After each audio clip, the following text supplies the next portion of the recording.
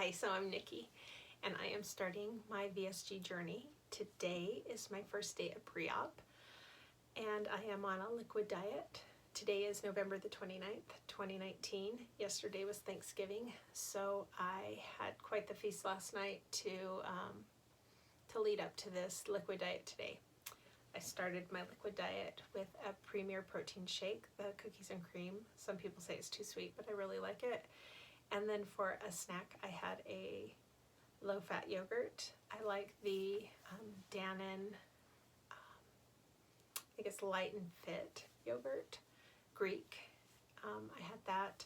And then for lunch, I had a broth and a Jell-O pudding, sugar-free. And so, yeah, for 2 weeks, I'll be on this liquid diet to shrink my liver. I don't necessarily have to lose a ton of weight for this.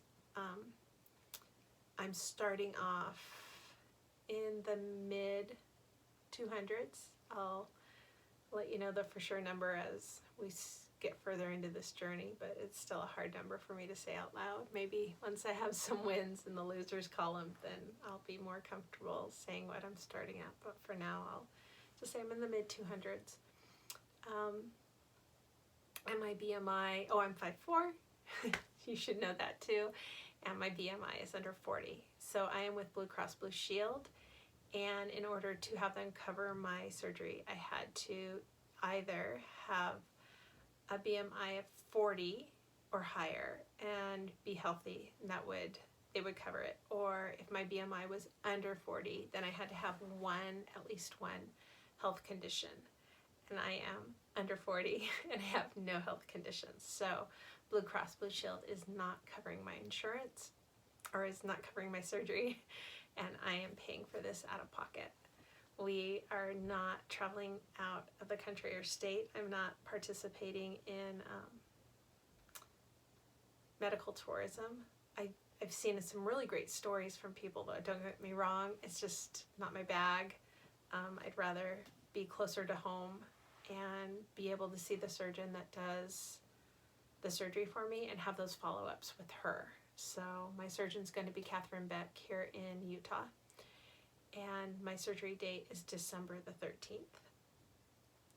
And I think that's kind of the gist of where I'm going.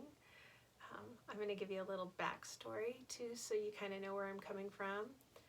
I grew up in California, Southern California, and was a very curvy girl once I hit puberty, and was teased quite a bit. I was teased by family members. I was teased by kids in school, and I look back at the pictures of myself at that time, and I really wasn't overweight. I was just curvy, and just wasn't accepted, though.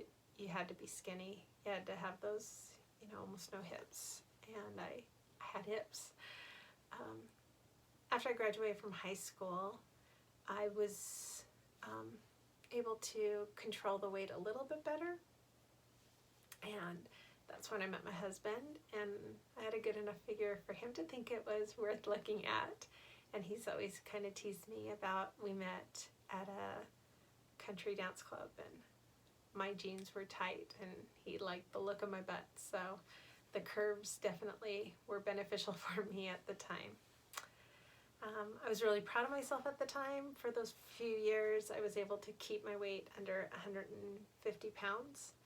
And then I got pregnant with my son after we got married. And in that pregnancy, I went way over 200 pounds. And ever since then, I just was never able to get my weight back down under 200 pounds.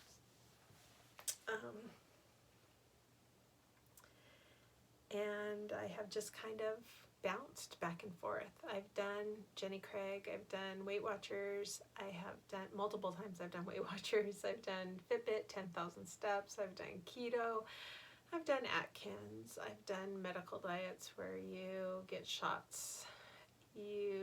What else have I done? I've done them all. Denise Austin, I would do her workouts. I've done just about everything. I could write a book on diets.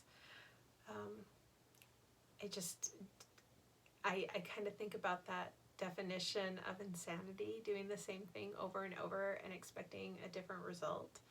I kind of see that as what I've experienced for the last few years.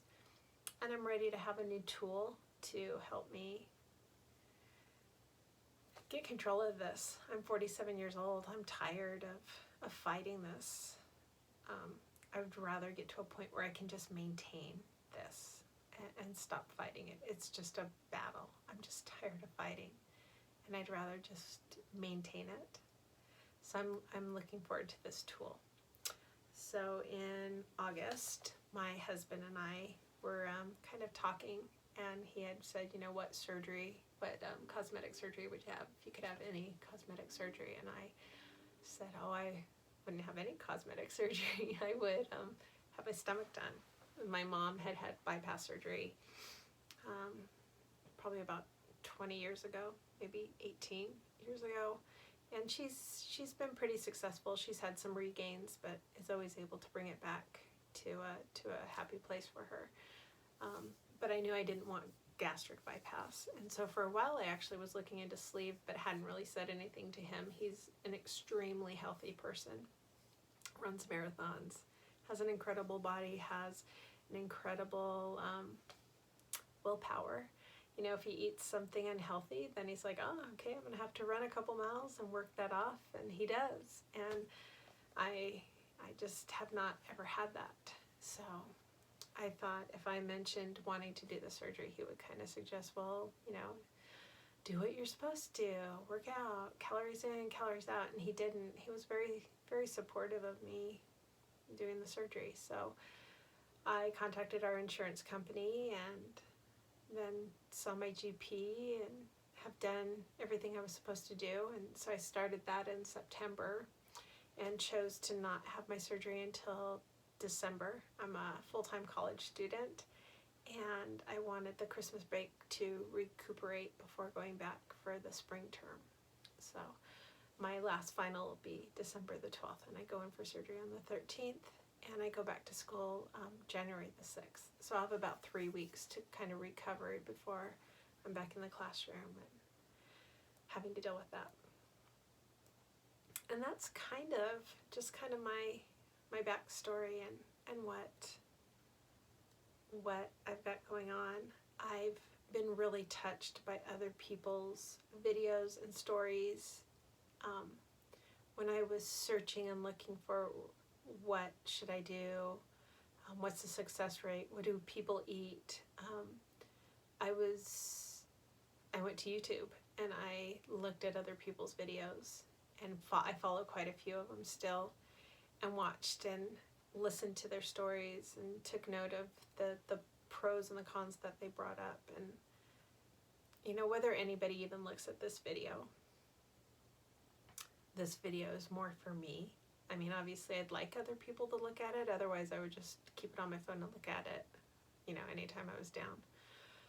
But it's for me to record my journey, to remember where I started, to kind of talk about some of the things that I'm experiencing now as an overweight woman. So as I'm losing my weight, I can also remind myself of the reasons I made the choice to have the surgery done.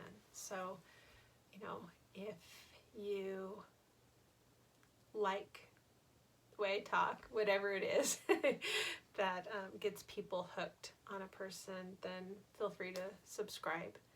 And I'm going to try to do something once a week at least and touch base, especially at the beginning. I think there's a lot of questions about the beginning and getting started.